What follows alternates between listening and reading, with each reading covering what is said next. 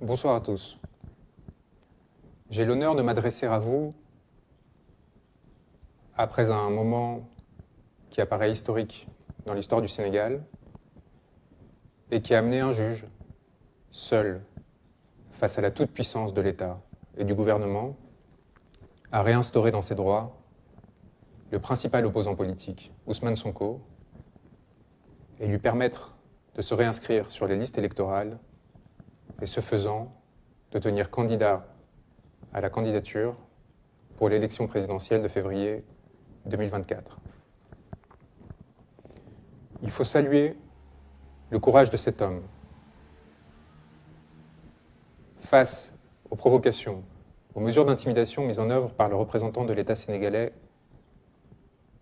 au sein du tribunal de Ziguinchor, qui dans son désespoir est allé jusqu'à couper l'électricité pour l'empêcher de rendre sa décision, finalement lue à la lampe torche, après que d'innombrables incidents aient été provoqués par l'agent judiciaire de l'État. Cet homme donc a tenu bon. Cet homme qui avait été exilé par le pouvoir, parce qu'il croyait au droit, dans ce qui était considéré comme les confins du Sénégal, et qui, rompant avec ces circonstances, a réussi à les renverser et devenir la bête noire du Sénégal, du pouvoir sénégalais, en se mettant au service du peuple sénégalais. Chers amis, il faut que vous sachiez que nous ne pouvons pas nous reposer sur cet acte individuel héroïque et que le système auquel nous faisons face tremble et s'inquiète de son devenir. Il se trouve en effet à une échéance, à une seule échéance de sa fin. Cette échéance, c'est la décision que la Cour suprême prendra dans le but, ou non, de confirmer cette décision et de permettre à Ousmane Sonko de se présenter aux élections. La confirmation de la décision de Ziguinchor, qui est une décision qui est fondée en droit et qui rompt avec les stratagèmes mis en place par le pouvoir, est évidente de ce point de vue, mais politiquement aussi, son sort est censé être scellé. Il appartiendra donc aux magistrats à 4 mois de cette élection présidentielle de montrer leur droiture et leur indépendance, et il appartiendra au peuple du Sénégal de montrer l'importance qu'il accorde au fait que ces élections se déroulent dans un cadre pluraliste et qu'elles soient en cela purement démocratiques. Nous avons l'opportunité de rompre avec un cycle qui, commencé en mars 2021, a vu la violence devenir un instrument du politique et de domination de la part du pouvoir.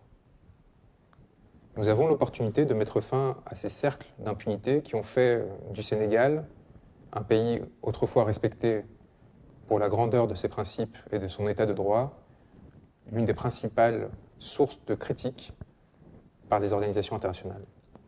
Nous avons surtout l'opportunité de rendre au peuple sénégalais sa souveraineté, à un moment où une grande partie de sa population part en exil et se confronte à la mort en prenant des pirogues pour fuir la misère. Dans ces circonstances-là, le choix appartient à l'État sénégalais, qui peut renoncer au pourvoi qu'il a annoncé, qui peut accepter l'application du droit, la restauration de l'état de droit, et laisser M. Ousmane Sonko se présenter librement. Il peut prendre le chemin de la réconciliation. Il peut prendre le chemin du pardon et de l'acceptation d'une évidence, la nécessité de se défaire du pouvoir, d'accepter la souveraineté du peuple sénégalais, son application et son expression. Les confrères ont été extraordinairement courageux. Ils ont été aussi extraordinairement talentueux. Leurs plaidoiries, vouées à faire l'histoire, doivent nous marquer avec d'autant plus d'importance qu'elles ont été faites dans des conditions inacceptables. La censure systématique que le bâtonnier du Sénégal impose à mes confrères lorsqu'ils souhaitent organiser des conférences de presse pour défendre les intérêts de mon client ne peut pas être acceptée. les entraves, que ce soit par des poursuites disciplinaires, voire des poursuites pénales, qui m'ont soit touché mon confrère Babacar Ndiaye, qui ont amené à mettre en détention des personnes qui avaient eu pour seul tort, de me rencontrer alors que j'étais venu défendre un homme, Ousmane Sonko, qui était privé de sa liberté, sont inacceptables. Une grande partie du Sénégal souhaite aujourd'hui tourner la page de ces heures sombres et souhaite le faire dans la paix et la concorde. Il doit lui être laissé le choix d'avancer dans ce chemin sans que la violence ou que l'instrumentalisation du droit n'interviennent à nouveau. Le gouvernement est aujourd'hui face à un dilemme. Poursuivre dans une voie sans issue délétère ou cesser ces ruptures avec son propre ordre constitutionnel qui ont amené au chaos, à la sauvagerie et à la mort. Nous avons, vous le savez, entamé des poursuites, non seulement à la Cour pénale internationale, mais en France. Le sort de celle-ci et de cette élection déterminera la possibilité pour de nombreux Sénégalais qui se sont compromis avec les pouvoirs actuels de pouvoir continuer à se déplacer en dehors de ce territoire et tout simplement de continuer à exercer en liberté. Nous appelons donc le gouvernement sénégalais à la responsabilité, non seulement pour le peuple sénégalais, mais aussi pour tous ceux qui se sont compromis dans cette période et qui risquent de lourdes conséquences si la situation se prolonge.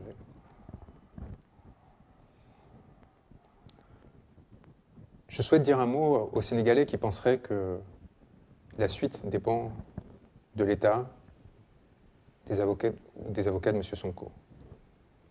Ce qui s'est passé à Ziguinchor n'a été permis que grâce à une mobilisation populaire massive et par la démonstration renouvelée que le peuple n'acceptera pas de se laisser piétiner, que le peuple n'acceptera pas que ces élections aient lieu sans la participation de M. Sonko, et que le peuple sera prêt à tirer toutes les conséquences d'une violation de ses droits afin de se faire respecter. Il est donc essentiel que dans la perspective des prochaines échéances, cette mobilisation se maintienne. Et le courage et la créativité de ceux qui, malgré les interdictions systématiques de manifestation, malgré l'existence de 1500 prisonniers politiques sur ce territoire, ont continué à trouver de nouvelles voies pour démontrer leur soutien à M. Sonko et plus généralement à la démocratie, est crucial, que ce soit par la démonstration systématique de cet engagement au sein de manifestations publiques, comme lors des matchs de football,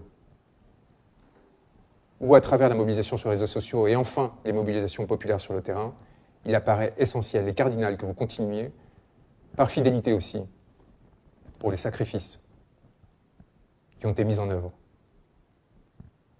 par M. Sonko pour défendre les intérêts de cette population. Celui-ci croit en son destin, n'est prêt à aucune forme de compromission, de négociation comme tant d'autres s'y sont voués. Il respecte et exige le respect strict de l'état de droit qui doit, de façon concomitante, lui permettre de se présenter sans condition et sans qu'il soit besoin de se compromettre ou de demander une quelconque assistance au pouvoir actuel. C'est donc un appel solennel à celui-ci, à respecter ses propres règles et à s'engager sur la voie de la normalisation de la situation politique que nous passons maintenant. Nous vous appelons, Sénégalais, à protéger l'ensemble des personnes qui se sont engagées pour vous défendre, vous, vos intérêts et votre dignité, à vous assurer qu'ils ne seront pas touchés, à vous assurer que nulle main ne pourra venir sur eux pour les atteindre et les affecter. Depuis Paris, depuis les Comores, mon confrère Saïd Larifou exerce et a fait le déplacement jusqu'à Ziguinchor pour montrer encore une fois l'importance et l'attachement qu'une grande partie de la communauté internationale a pour cette affaire. Des Antilles, où ma consoeur Lorenza Bourjac et Maître Tacita agissent. Des institutions internationales, de Madrid, où nous avons été reçus pour mettre en place une série de mobilisations afin de restaurer l'état de droit et la démocratie sénégalaise. Nous vous assurons que nous resterons à vos côtés et que nous continuerons à nous battre pour peu que vous aussi, vous restiez mobilisés. Nous appelons enfin les magistrats et les hauts fonctionnaires qui seraient inquiets des conséquences qui pourraient y avoir sur leur carrière dans le cas où ils respectaient le droit et l'appliquaient, plutôt que de se soumettre aux instructions politiques et inacceptables du pouvoir en place.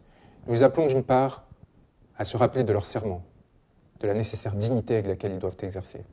Nous les appelons aussi de façon plus pragmatique à se rappeler que dans quelques mois, ce pouvoir s'effondrera s'il cesse de respecter ses propres principes.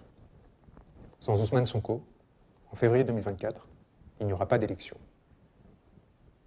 Il n'y aura pas d'élection parce que le droit, le strict droit, exige qu'il puisse se présenter.